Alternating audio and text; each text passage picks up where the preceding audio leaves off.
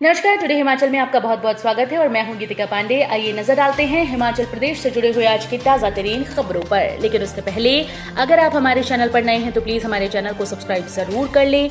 Video थोड़ा सा भी पसंद आए तो वीडियो को लाइक जरूर करें और कमेंट बॉक्स में जय हिंद लिखकर हमें अपना सपोर्ट भी करें।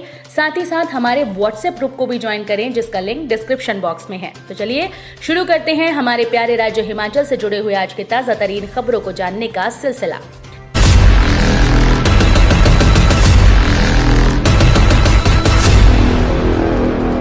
हाईकमान से मिलकर लौटे जयराम बोले, सीएम हूं और आगे भी रहूंगा।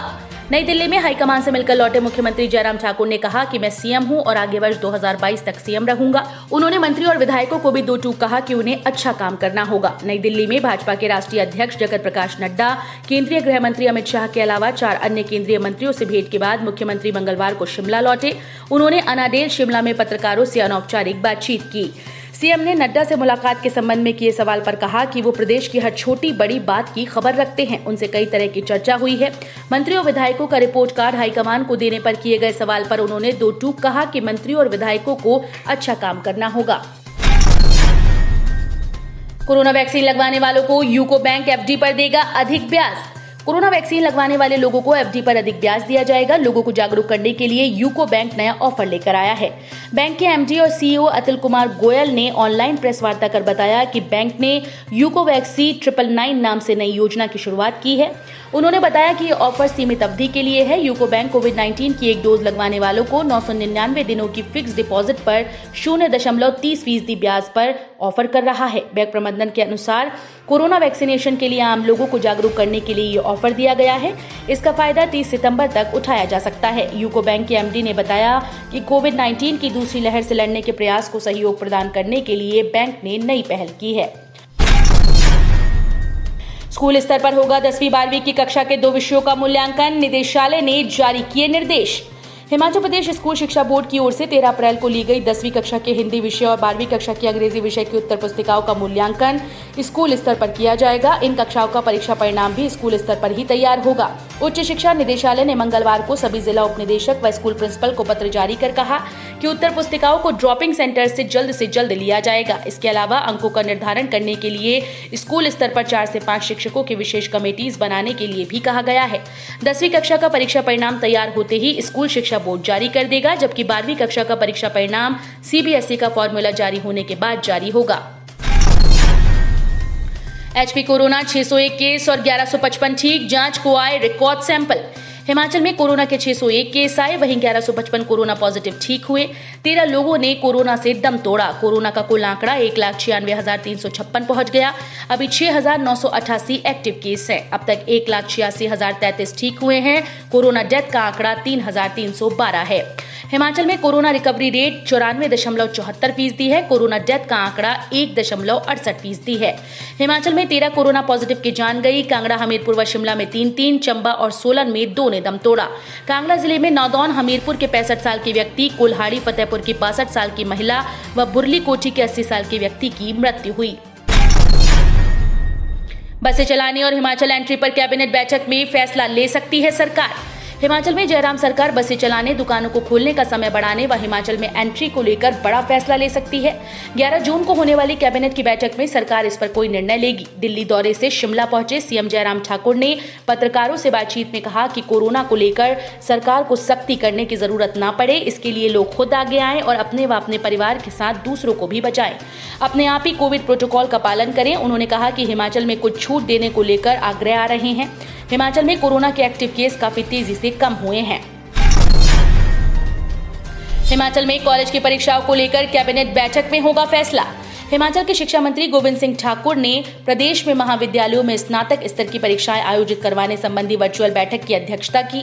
कहा कि प्रदेश सरकार ये सुनिश्चित कर रही है कि कोविड महामारी के कारण छात्रों की पढ़ाई बाधित न हो। शिक्षा मंत्री ने कहा कि स्नातक स्तर की परीक्षाएं करवाने के लिए छात्रों, अभिभावकों और महाविद्यालयों के प्रधानाध्यापकों के सुझावों का गहन आकलन किया जाएगा। उन्होंने कहा कि प्राप्त हुए सुझावों से संबंधित रिपोर्ट तैयार कर कैबिनेट के समक्ष रखी जाएगी और इस संबंध में छात्रों के हित में निर्णय लिया जाएगा। जनता की जेब पर चली कैची और महंगाई हुई बेलगाम। सुजानपुर के विधायक व प्रदेश कांग्रेस कमेटी के उपाध्यक्ष राजेंद्र राणा ने कहा कि मोदी सरकार के सत्ता काल में महंगाई ने आम आदमी को निचोड़ डाला। लोगों की आर्थिक स्थिति पर सरकार ने कैंची चलाई है। महंगाई कई गुना बढ़ी है, जिससे जनता में हाहाकार मचा है। जारी एक बयान में राजेंद्र राणा ने कहा कि मोदी सरकार ने जब बिना विशेषज्ञों की राय लिए नोटबंदी का एक तरफ निर्णय लिया था, तब से देश की अर्थव्यवस्था पर इसका बुरा असर पड़ना शुरू हो गया और उद्योग धंधों पर इसकी सर्वाधिक मार पड़ी है, जिससे देश अब तक उबर नहीं पाया। कोरोना के बीच हिमाचल में शुरू होगी रेल सेवा। 14 से दौड़ेगी जनशताब्दी व हिमाचल एक्सप्रेस। हिमाचल के साथ साथ देश में काम कर रहे कोरोना मामलों के बीच रेल यात्रियों के लिए 2 नई ट्रेन का पुनः संचालन शुरू हो रहा है।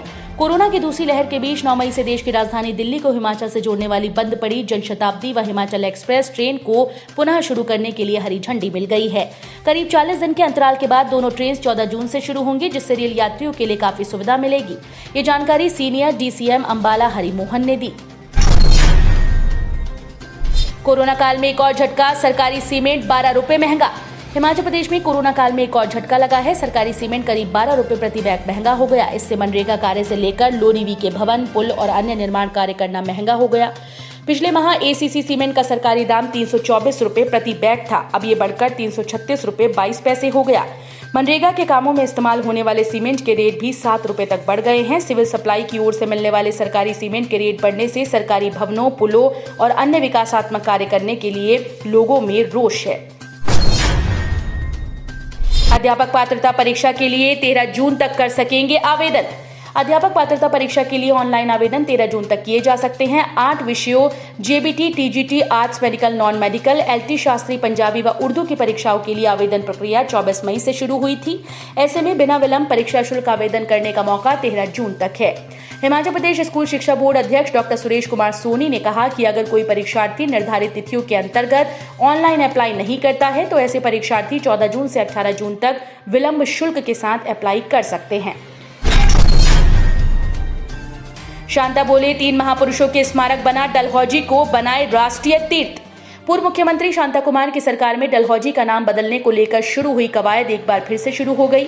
शांता कुमार ने राज्यपाल और मुख्यमंत्री जयराम ठाकुर को पत्र लिखकर कहा कि भाजपा की सरकार में 1992 में लिए गए इस फैसले को अब पूरा किया जाए। कहा कि जब वो मुख्यमंत्री थे तो डलहौजी का नाम बदलने का अध्यादेश दिया था, लेकिन बाद कांग्रेस ने उसे रद्द कर दिया। कहा कि डलहौजी का नाम बदलकर 3 महापुरुषों के स्मारक बनाए जाएं। गुड़िया मामले में दोषी की सजा पर सुनवाई 15 जून तक टली। हिमाचल प्रदेश के बहुचर्चित गुड़िया दुष्कर्म और हत्याकांड मामले में दोषी करार पाए गए नीलू की सजा पर सुनवाई मंगलवार को कोरोना कर्फ्यू के चलते 15 जून तक टल गई। गुड़िया दुष्कर्म व हत्याकांड में CBI की ओर से पेश चालान में दोषी साबित हुए चरानी अनिल उर्फ नीलू को शिमला की विशेष अदालत ने 28 अप्रैल को दोषी करार दिया था। अब दोषी की सजा पर फैसला होना बाकी है।